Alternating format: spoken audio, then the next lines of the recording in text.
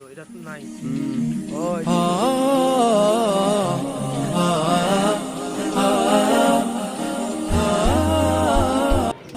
Hello everyone, আসসালামু আলাইকুম। কেমন আছেন সবাই? আশা করছি সবাই অনেক ভালো। চলে আসলাম আরও একটা নতুন ব্লগ নিয়ে। আর আজকে আমরা যাচ্ছি হচ্ছে লিচুর বাগানে। চলুন আজকে দেখে আসি লিচুর বাগান কেমন হই দেখতে, আর কীভাবে লিচু পাড়া হই।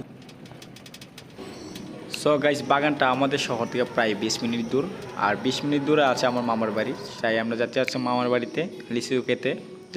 সো গাইস, অবশেষে অনেকক্ষণ পর আমরা মামার বাড়িতে চলে আসছি, আর মামাকে নিয়ে বের হয়ে গেছি হচ্ছে লিচু বাগান দেখতে। দেখতে পাচ্ছেন কত সুন্দর সুন্দর বাগান এখানে আছে। সো গাইস, দেখতে পাচ্ছেন আমার পিছনে কত সুন্দর সুন্দর লিচু।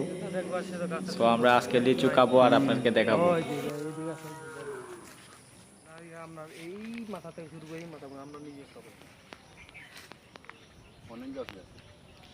সো গাইস, দেখতে পাচ্ছেন কত সুন্দর সুন্দর লিচু গাছে। সো দেখতেই খেতে ইচ্ছে করছে অনেক। সো আমরা লিচু খাবো এখানে আসছি যেহেতু, লিচু অনেক অনেক খাবো যতটি খাইতে পারি।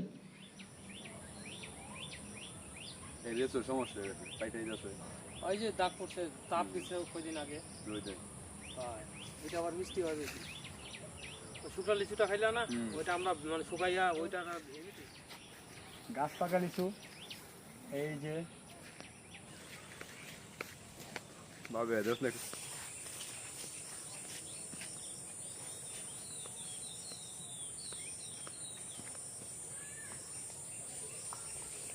সেই ভালো কারণ মিন আছে রে। সো হ্যালো গাইস, দেখা হবে নতুন কোনো ব্লগে নতুন কোনো জায়গায়। তারা পর্যন্ত সবাই ভালো থাকবেন, সুস্থ থাকবেন। এই নিয়েই বিদায় নিচ্ছি আমি, জীবন আহমেদ। সো বাই বাই বন্ধুরা, সবাই ভালো থাকবেন।